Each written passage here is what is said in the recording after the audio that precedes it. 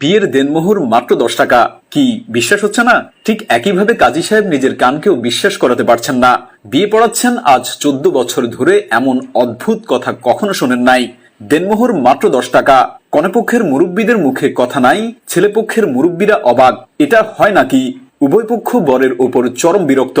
নানাভাবে তাকে বোঝানোর চেষ্টা চলছে। হট্টগোল দেখে বিয়ের মঞ্চ থেকে নেমে এলো কনে। এক মুরব্বী এগিয়ে গেলেন মেয়ের কাছে। মা, ছেলে বলছে দেনমোহর মাত্র 10 টাকা। তখন মেয়ে বলল, জানি এটা আমারই ডিসিশন। কি বলছো তুমি? 10 টাকায় বিয়ে দেব? আমাদের মেয়ে কি এত সস্তা? তখন মেয়ে বলে উঠল, তোমরা কি আমাকে বিয়ে দিচ্ছ নাকি বিক্রি করছো? তখন সেই মুরব্বী বলল, বিক্রি হবে কেন? তখন মেয়ে বলল, তাহলে সস্তা দামের কথা উঠলো কেন? আচ্ছা বলো, আমার দাম কত? ঠিক কত টাকা হলে তোমাদের মনে হয় আমাকে দিয়ে দেয়া যায়? তখন মুরব্বী বলল, তোমার দাম আবার কি? মানুষের কোনো দাম ঠিক করা যায় নাকি? মানুষ তো অমূল্য। তখন মেয়ে বলল, মানুষ অমূল্য